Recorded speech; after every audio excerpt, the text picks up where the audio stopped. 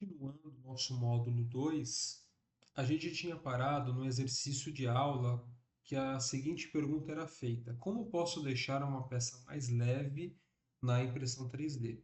Então, para essa pergunta, vocês viram no módulo anterior, na gravação anterior, que vocês podem mudar vários parâmetros de impressão. Dentre eles, o preenchimento da peça. Quanto mais preenchido a peça, mais pesada ela fica, mais material ele vai estar fazendo. Então, se eu quero uma peça totalmente sólida, eu vou colocar 100% de enfio, 100% de preenchimento, tá? Então, se eu quero uma peça mais leve, eu posso reduzir a quantidade de material que vai estar, por exemplo, na parte do preenchimento. Posso jogar 10%, 20%, 5%, posso deixar zero com a peça oca, né? Então é uma possibilidade que tem para imprimir. Mas além disso, eu posso também reduzir o peso dela diminuindo aquelas linhas laranja e amarelas, que são as linhas do perímetro. Eu posso deixar com um número mínimo de 2 a 3, e isso daí já reduz também bastante em relação à massa. A outra pergunta que vocês devem ter visto no questionário era com relação a como posso aumentar a resistência de uma peça na impressão 3D. A resistência da peça, quando a gente faz essa pergunta, a gente tem que entender que para que tipo de força essa peça vai estar sendo usada. Então, se é uma peça que vai ficar apoiado o notebook, o tablet, como vocês viram, é uma peça que vai estar aguentando o peso. Então, é uma peça que tem que aguentar compressão, que é o peso ali em cima dele. Agora, se eu faço uma peça que é um gancho e eu vou esticar esse gancho, já não é o mesmo esforço, é o esforço de tração. Eu estou tracionando, eu estou esticando esse material. Então, dependendo da natureza do esforço, a gente vai ter aplicações diferentes da peça. No nosso caso, se eu quero aumentar a resistência da peça, eu preciso garantir que essa peça não quebre. E para garantir isso, por exemplo, o ideal seria usar mais preenchimento da peça. Então, mais preenchida, maior vai ser a resistência daquele componente. Existem outros fatores. Eu posso aumentar o número de camadas do perímetro? Posso. Eu posso, por exemplo, imprimir uma parte em 3D e depois usar como se fosse uma armadura, alguma coisa que eu vou recobrir, um parafuso, um eixo, alguma peça de metal? Posso também. Mas aí já não vai ser usando só a impressão 3D. Então, quando eu quero aumentar a resistência do material, eu aumento principalmente a casca dele, que são aquelas linhas amarelas e laranjas que a gente viu. Agora, se eu quero reduzir o peso, aí eu tenho que diminuir o preenchimento da nossa peça. E aí a gente vai precisar ter alguns cuidados. Para quem agora já está no módulo mais intermediário e já quer tentar pegar um arquivo do FreeCAD para imprimir, a minha recomendação é sempre olhar se o software ele dá alguma mensagem de erro. Então, por exemplo, a gente tem que ter alguns cuidados com o CAD. Quando a gente importa o nosso modelo, ele tem que ser um modelo fechado. Ele tem que ser um modelo tridimensional 3D. Outro fator muito importante, a gente tem que ver se o nosso modelo ele está no tamanho que eu estou querendo imprimir. Então, ver a escala que o objeto tem, ela vai ser muito importante para ver se ele está no tamanho que eu tinha projetado a peça original. E outros cuidados. Se eu faço um objeto muito fino, como essa paredezinha que vocês estão vendo, dificilmente o bico da impressora consegue imprimir com esse nível de detalhe. E além do mais, ele vai estar imprimindo ali de uma velocidade tão rápida que pode ser que falhe na hora da impressão. Então, evitar paredes muito finas é outro segredo muito bem-vindo para quem está começando na impressão 3D.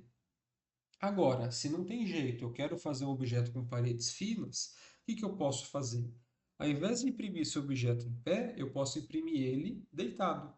Então, em vez de imprimir ele único, eu posso imprimir por partes e depois colar uma na outra. E aí sim, ele deitado, ele vai ter muito mais apoio e vocês vão conseguir fazer esse objeto de uma maneira muito mais fácil. E com relação à resistência, esse é outro fator muito importante. Normalmente as impressoras 3D, elas falham entre camadas. Então, a falha, a quebra que ela vai acontecer é de uma camada para outra. Ah, por que que acontece isso? Imaginem que é plástico quente derretido. E no momento que eu estou imprimindo, se cair alguma sujeira, se bater um vento, esse plástico talvez ele não tenha uma boa adesão, ele não vai grudar tão bem de uma camada para outra, então ele pode falhar. Por conta disso, às vezes mudar a posição da peça na mesa aumenta muito a resistência mecânica dessa peça. Então, por exemplo, eu tenho aqui uma peça em formato de L. Na hora que eu aplico uma carga, uma força, muito provavelmente ela vai quebrar nessa parte aqui, ó, de uma camada para outra, onde está desenhada essas linhas, igual dessa figura aqui da esquerda. Agora, se ao invés de imprimir essa peça em pé, eu deitar ela, eu vou estar mudando a direção das camadas. Agora as camadas estão no outro sentido.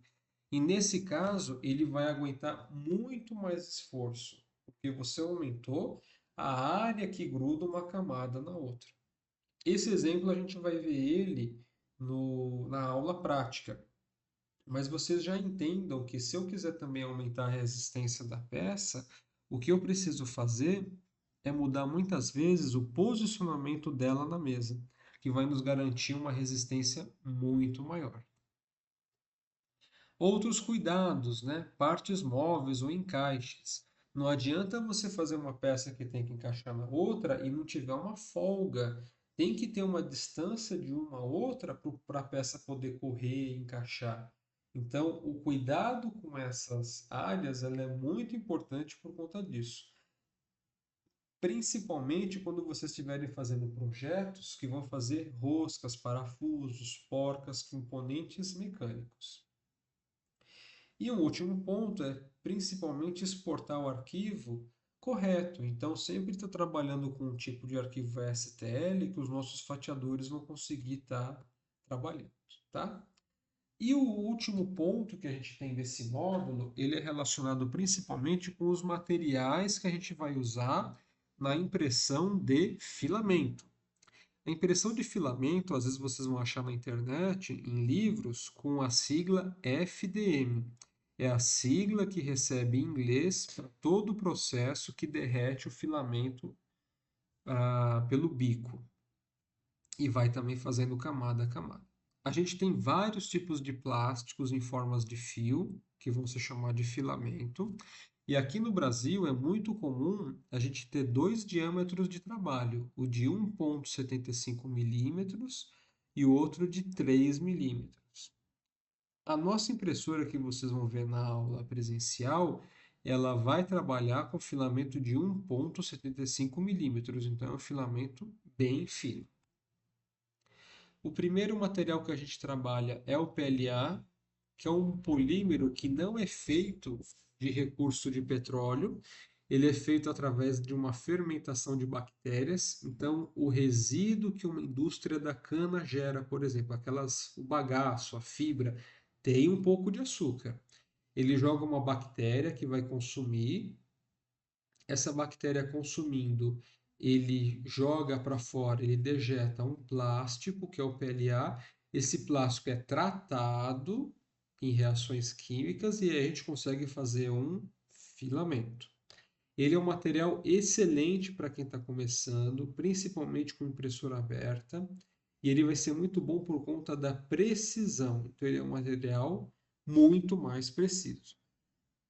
Outro material que a gente tem é o PET, mas não o PET de garrafa, é um PET especial chamado de PETG. Eles adicionaram um elemento chamado glicol, que é um elemento químico, e a partir desse glicol ele trouxe muito mais estabilidade. Como assim estabilidade? Se vocês pegarem uma garrafa PET e colocarem perto do fogo, vocês vão ver que ela derrete muito facilmente. Para impressão 3D isso é muito ruim, porque você vai precisar dar tempo para essa peça ser produzida.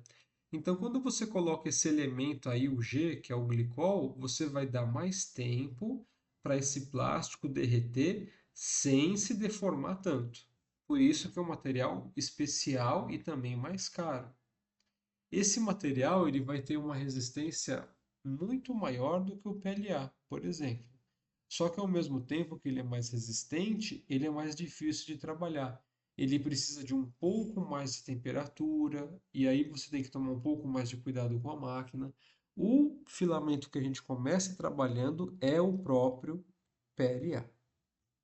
Temos também alguns filamentos do tipo flexível, então eles vão ter comportamento muito parecido com uma borracha, tá? Só que é um material muito mais difícil de trabalhar, porque às vezes as borrachas não grudam tão bem umas nas outras, mas é uma possibilidade de fazer peças mais flexíveis, até solas de calçado, de tênis, já é uma realidade que algumas empresas estão trabalhando. E aí a gente vai abrir para vocês, depois de ter visto todo esse conteúdo das etapas, o que que é impressão 3D, como que é o fatiador, um questionário avaliativo. Esse questionário vocês vão estar respondendo e vão ser principalmente perguntas com escolha, com múltipla escolha, onde vocês vão estar podendo ler com calma em casa e respondendo com relação ao que vocês viram sobre impressão 3D. Lembrando que o questionário é individual, não é permitido consulta, vocês vão estar fazendo eles em casa, e a média da nota dos questionários é a nota final do curso. Então, vocês já fizeram o questionário no módulo 1, vocês vão estar fazendo o questionário aqui no módulo 2, e a gente tem no questionário do módulo 3. A gente vai pegar essas notas que vocês tiveram, somar tudo e dividir por 3 para saber aí qual que é a quantidade de pontos que vocês fizeram durante o curso. Então, bons estudos a todos. A gente vai estar mandando alguns materiais de leitura, as instruções para instalar o software, alguns vídeos também para vocês poderem assistir e acompanhar melhor aí o conteúdo. E não deixem de baixar e fatiar uma peça em casa. Mesmo não tendo a impressora, o mais importante é vocês terem a noção de como que é feito esse fatiamento. Até a próxima!